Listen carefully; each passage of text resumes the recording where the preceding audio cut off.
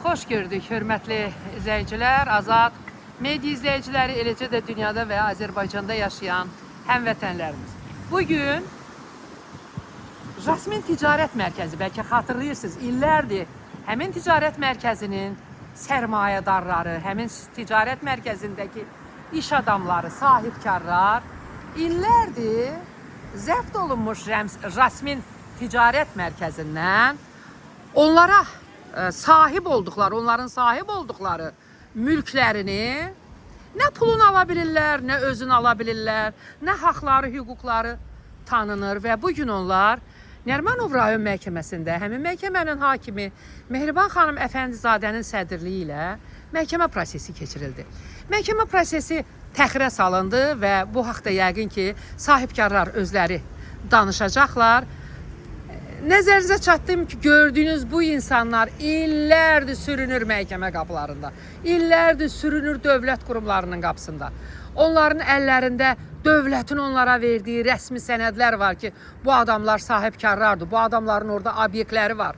Bunlar evlərini, eşiklərini satıblar, axırıncı qəpiklərini həmin obyektlərin üzərinə qoyublar ki, ailələrinin gələcəkdə çörək pulusu olsun, daimi çörək pulu qazanacaqları yerləri olsun, iş yerləri olsun, o iş yerlərində digər Azərbaycan vətəndaşlarına da iş verə bilsinlər. Amma buna baxmayaraq illərdir ki, onlar gah qovuldular, gah qapısının ağzına xüsusi nəzarətçilər qoyuldu. Onlar öz əmlaklarına, sahib olduqları əmlaklara daxil ola bilmədilər.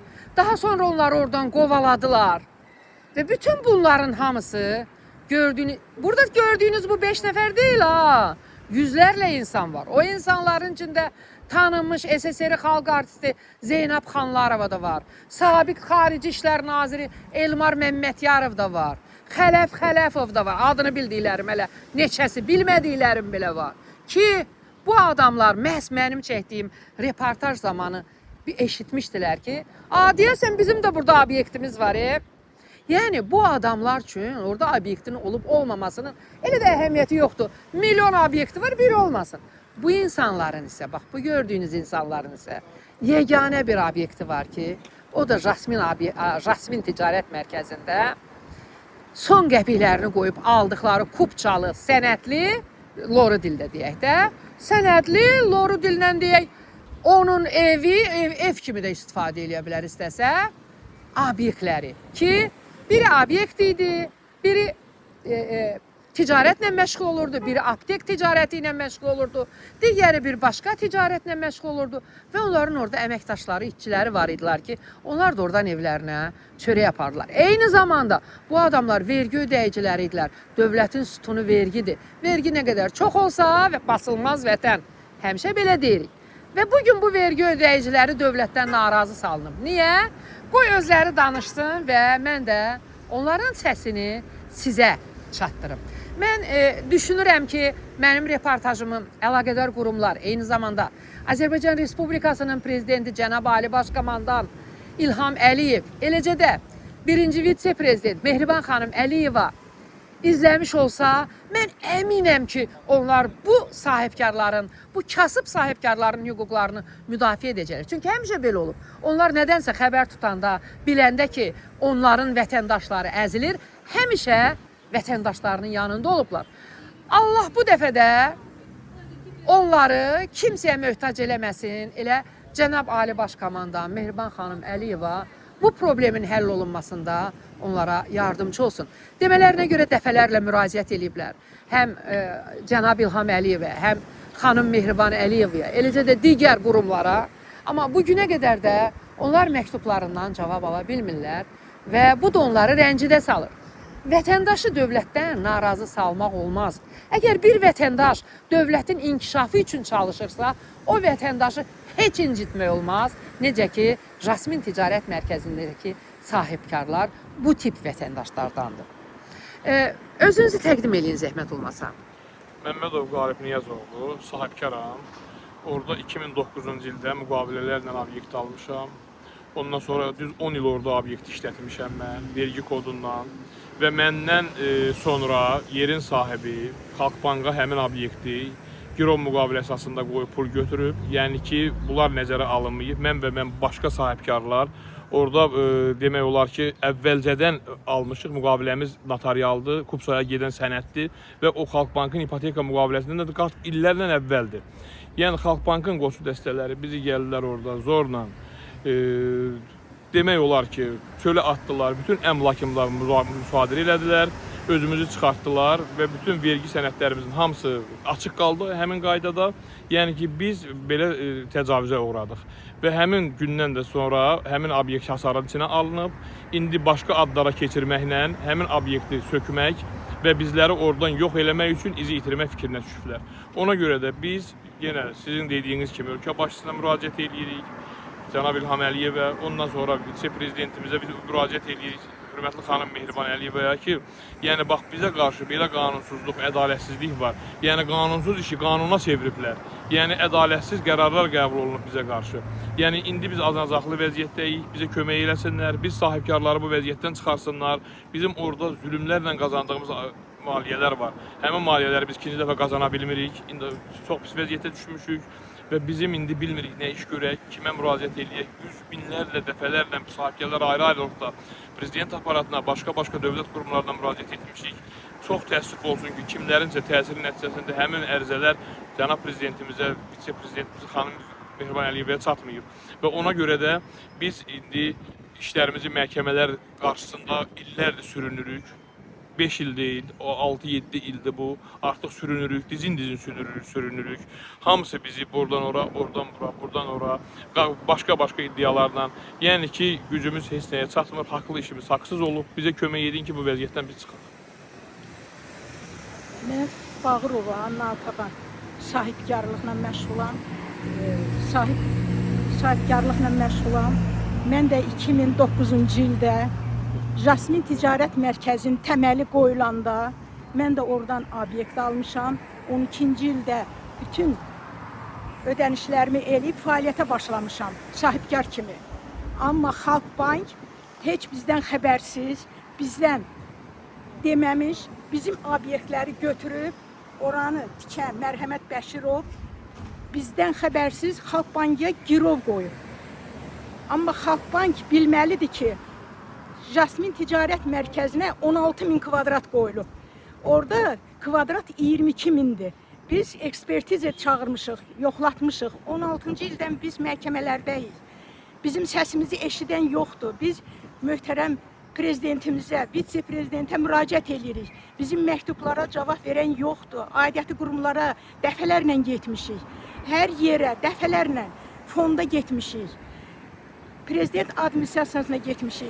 Nəyə görə mənim obyektim Xalq Bank tərəfindən mənimsənilməlidir?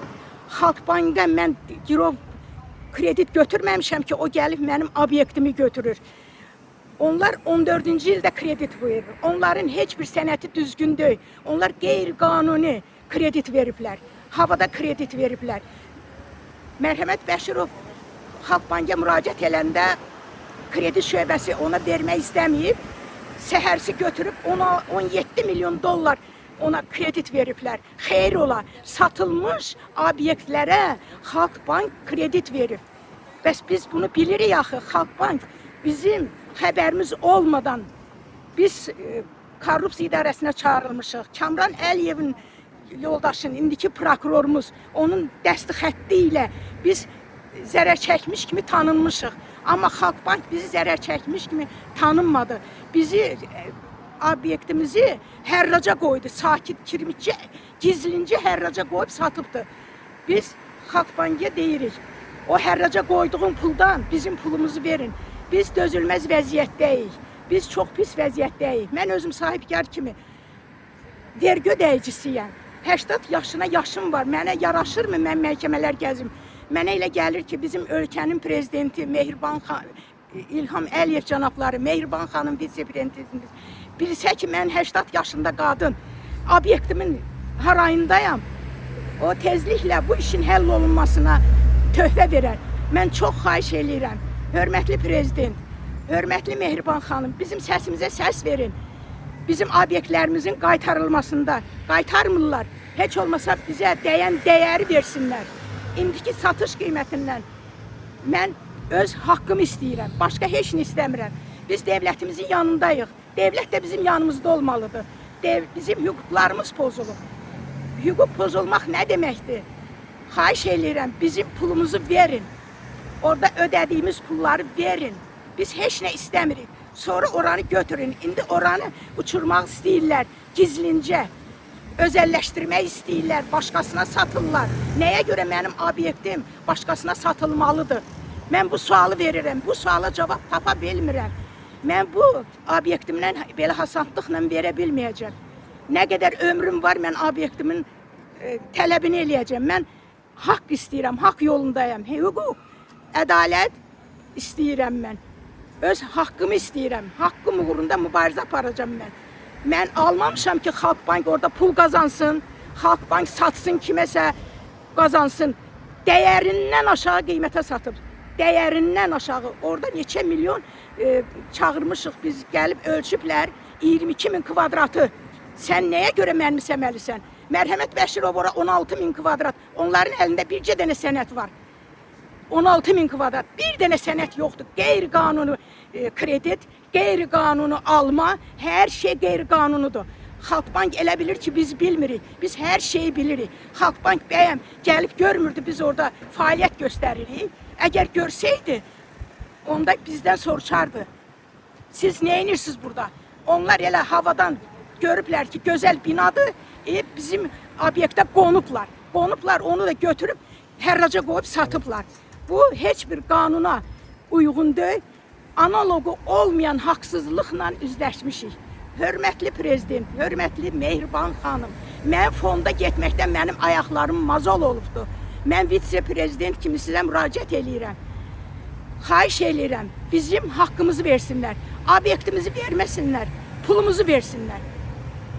Nə dəyərindədir, pulumuzu versinlər. Çox xahiş eləyirəm. Mən Zamanov Ədalət, mən də işləməyəm. 2007-ci ildə konkret orada 120 kvadratlıq yer almışam. O 120 kvadrat yerə də o vaxtın pulu ilə belə deyək də 240.000 manat, 300 neçə min dollar da indi kurs hesabında verilmişik. 2007-ci ildə sadəcə bizə o vaxtı verilib çıxarış verilməyib də alqı-satqı müqaviləsi. Yəni o zaman da hamı bilir ki, ancaq alqı-satqı ilə olurdu. Sonra məlum notarial əsaslı. Yox, notarial əsaslı. Yox, çıxarışın əsasıdır. Yox, notarial əsasında biz alqı-satqı eləmişik, firmadan bizə alınmışıq onu. Özə deyiblər ki, yəni tikinti başa gələndən sonra kupsa veriləcək. Yəni özəlləşmə veriləcək. O da 2014-cü ildə məlum olub ki, bu Xalqbank bunu götürüb kredit verib, o kreditin əsasında bunu götürüb necə deyirlər, ilkin çıxarış alıb. Əslində qalsa bu da qeyri-qanundur. Bizdə söhbət nədən gedir? Bizim hamımızın bir dənə xahişimizdir. İndi orada ola bilsin ki, müəyyən adamların görsün, bax, ələnib belə deyir, 7-8 nəfər adam qalıb. İndi bəziləri var ki, məmurdur, nədir, bizim onun işimiz yoxdur. Sadəcə biz, sadə vətəndaşlar, biz tələb edirik ki, bizə dəyən zərər ödənilsin. Ya əmlakımız qaytarsın, ya əmlakımız dəyəndə bizə dəyən ziyan pul ödənilsin. Biz heç kimə işləmirik. Mən daha dəfələrini demişəm ki, istənilən bir yerdə müsəlmanıq da, Azərbaycanın qanunu var. Bir adam bir türməyə düşəndə deyirlər ki, falan kəsin orada haqqı var, gedin onun halallığını alın. Biz də halallığımızı istəyirik. Niyə görə biz incitməliyik? Sadəcə bunu istəyirik, başqa bir şey istəmirik. Sağ olun. Bəli, Ədalət müəllim düz deyir. Halallıq gözəl şeydir. Halallığımızı almadan nə o Jasmin Ticarət Mərkəzini satan, nə onu alan və yaxud orada söküb yerində bina tikən xeyir görməyəcək. O binadan ev alanlar da xeyir görməyəcək. Çünki biz sahibkarların gözü oradadır, ahı oradadır, fəryadı oradadır. Biz axır qəpiyimizə kimi pul qoymuşuq, axır qəpiyimizə kimi. Mən hər şeyimi satıb, bankdan pul götürüb qoymuşam oraya, 3 otaq evi satıb qoymuşam oraya. Bu hansı çərçivəyə sığar, bu nəyə sığar? Xahiş eləyirəm, mənim bu səsimi prezident, ölkə rəhbəri, xahiş eləyirəm, köməkdarlıq eləyəsiniz. Mən sizdən səs gözləyirəm, mən sizdən kömək gözləyirəm. Vitse-prezident Mehriban xanım, çox xahiş eləyirəm. Mən inanıram ki, haqq öz yerini tapacaq. Biz ancaq haqqımızı istəyirik. Ayrı heç nə istəmirik. Biz dövlətimizin yanındayıq, dövlətin qulluğundayıq. Bütün dövlətin qoyduğu qanunlara hər tərəfli riayət eləyənik. Bir sahibkarı 80 yaşında qadın, bir sahibkarı bu hala salmaq kimin xoşuna gələr? Şəxsən mən elə bilirəm ki, Mehriban xanım anasız, nənəsiz. Sizin də xoşunuza gəlməz. Nəyə görə mən məhkəmələr gəzməliyəm? Nəyə görə mən 10 ildir mən məhkəmələrdəyəm. Bunu heç bir Allah götürməz. Biz haqqımızı istəyirik. Bizə dəyən zərəri ödəsinlər. Kim alıb, kim satıb bilmirəm. Alan adam, satan adam danışsınlar, bizim haqqımızı ödəsinlər. Çox xahiş edirəm. Hörmətli izləyicilər, nəzərinizə çatdırırım ki, gördüyünüz bu insanlar Jasmin Ticarət Mərkəzinin sahibkarlarıdır. Onların hər birinin orada milyonlarla dəyəri olan obyektlər var və bu gün onlar nə obyektlərini geri qaytara bilirlər, nə onlara dəymiş ziyanı geri qaytara bilirlər, nə də bu onların konsensusa gəlirlər, hətta deyirlər ki, bizim obyektin pulunu verin, heç olmasa biz gedək başqa yerdə özümüzə bir çörək ağacı düzəldək, bir obyekt düzəldək, ailəmizi dolandıraq, nə də demələrinə görə bunu eləmirlər. Ümid edirəm ki, məhkəmə qərarından sonra bütün bu problemlər həll olunar, hər iki tərəflər arasında qarşılıqlı konsensus yaranar və problem öz həllini tapar. Təbii ki, hər kəs zəhmət çəkir, pul qazanır. Biriləri göydən tökülür başına pul, digərləri isə zülmlə yerdən dırnağı ilə qazıya pul toplayır, qəpik-qəpik, yığır, manat yeyir, manatı digər pula çevirir ki, özünə bir gün ağlasın, balaları xoş gün görsün. Həmçinin də vergi ödəsinlər, dövlətin sevimli vətəndaşı olsunlar, sevilən vətəndaşı olsunlar, sahibkarları olsunlar, həm də ölkəmiz inkişaf eləsin. Nəyi pisdir ki bunun? İncitməyin bu vətəndaşları. Xalqı, vətəndaşı dövlətdən narazı salmayın. Bunlar bir ovuc adamlardılar eləyənlər. Etməyin bunu. Ən azından dövləti sevirsinizsə, dövlətə hörmətiniz varsa, bu adamları razı salın. Nə siz narazı qalın, nə onlar, nə də onlar məhkəmələri gəzib sizi dövlətini sevməyən biriləri kimi tanıtmasınlar. Təşəkkür edirəm hər birinizə bizi izlədiyinizə görə. Paylaşın və abunə olun ki, ölkədə baş verən ictimai siyasi hadisələr, vətəndaş məmur qarşı durması, həmçinin bax bu cür haqqı, hüququ tapdalanan sahibkarların hansı həddə gəlib çatdığını və bunların nə ilə nəticələnəcəyini məhz bizdən Azad Media TV olaraq öyrənə biləsiniz.